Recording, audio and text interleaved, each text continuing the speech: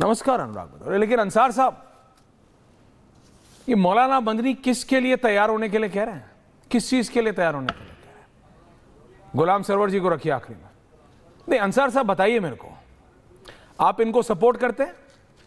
आप इनको सपोर्ट करते हैं?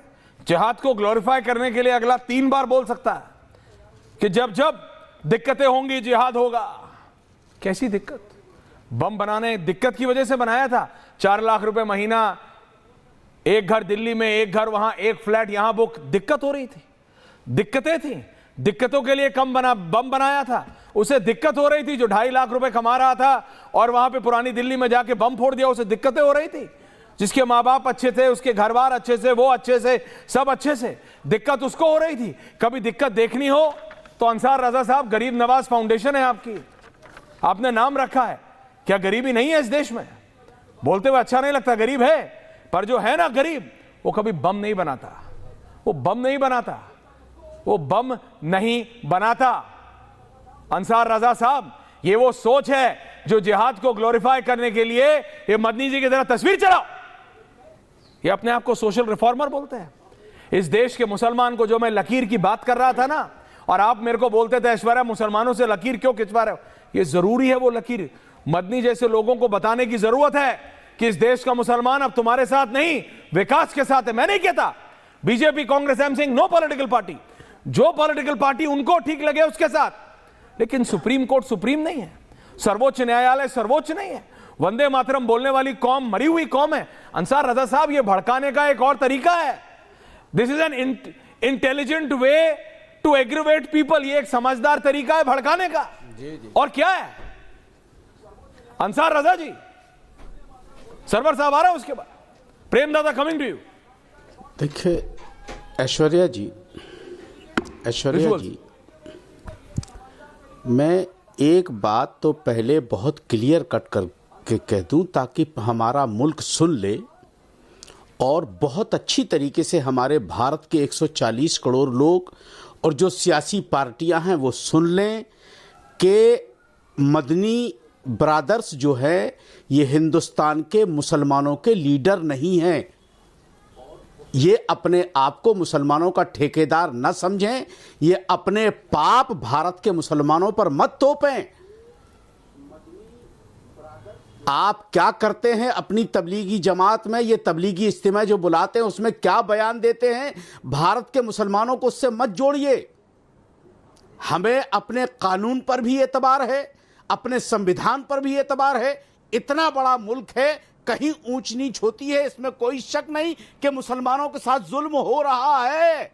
हमारी मस्जिदें छीनी जा रही हैं, दाढ़ी टोपी देख करके हमको सताया जा रहा है, इसमें कोई शक नहीं है। लेकिन हमें संविधान से भरोसा नहीं उठा, हमारा अदालतों से भरोसा नहीं उठा हमारा।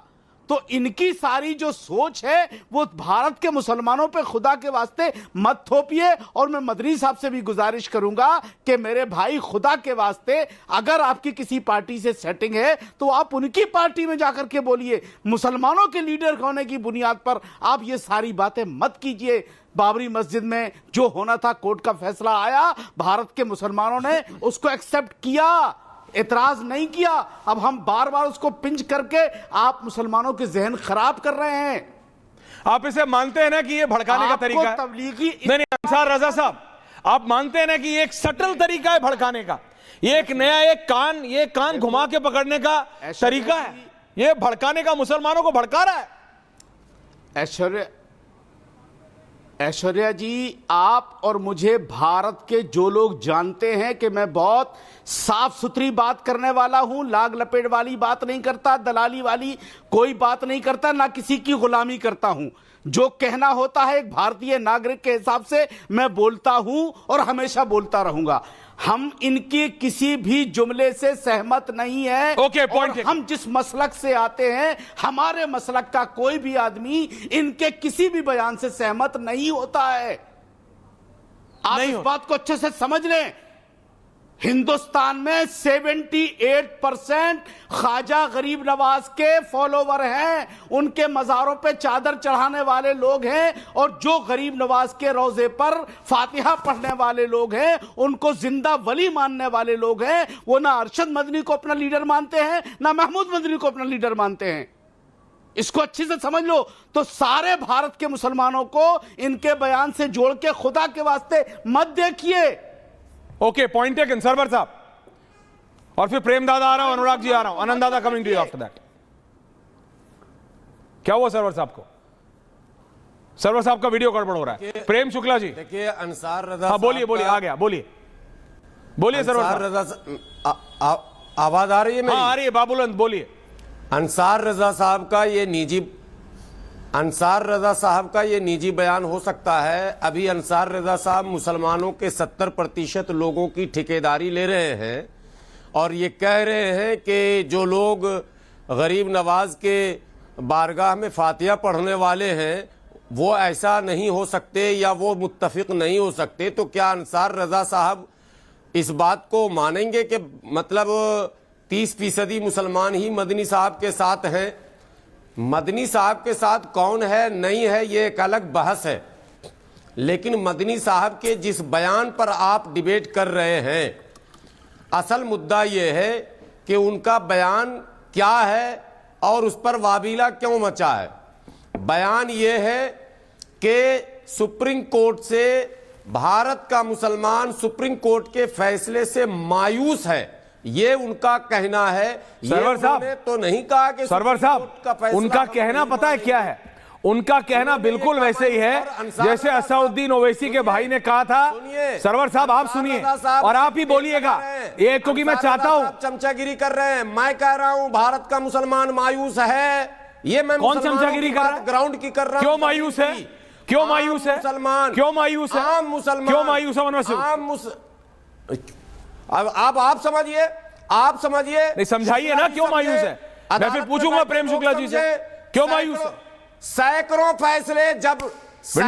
फैसले हम पर थोपे जा रहे हैं और जिस फैसले का हम इंतजार कर रहे हैं, एक मुकदमा है अनुच्छेद 341 का, PIL नंबर 180 2004 से सुप्रीम कोर्ट क्यों नहीं फैसला? सुप्रीम कोर्ट सुप्रीम है कि नहीं है? 2011 में वो सुप्रीम वंदे मातरम बोलने से मरी हुई कौम हो जाती है? शर्म नहीं आती आपको? लटकाते हैं सरवर साहब, वंदे मातरम बोलने वाली कौम मरी हुई कौम? बिल्कुल, मदनी साहब ने सही कहा है। क्या सही कहा है?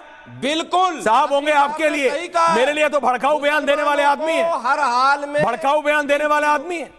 नो, ये भड़काऊ नहीं है, ये भड़काना नहीं है। बयान नहीं है। अंसार रजा जी भड़काना नहीं है। जो बातें कहीं देखे, अंसार रजा जी भड़काना नहीं है। ये सटल तरीके से भड़काना है। शेर है सर। देखिए सर, शेर और शायरी करिएगा मुशायरे में। 10 सेकंड शेर और शायरी मुशायरे में अच्छी लगती है। 10 सेकंड मैं सुन लीजिए। बोलिए, 10 सेकंड दिए चलिए आपको। हर जोर जुल्म के टक्कर में संघर्ष हमारा नारा। संघर्ष को ही जिहाद कहते हैं और अगर जुल्म होगा तो जुल्म के खिलाफ संघर्ष होगा। अगर इतना ही संघर्ष करना था, करना पड़ेगा। नहीं तो अगर इतना ही संघर्ष की बात करनी थी गुलाम सरवर, तो बात सुनिए, अपने आप को गुलाम बोलने से आप गुलाम नहीं हो जाते। एक शब्द नहीं निकला मदनी के मुंह से।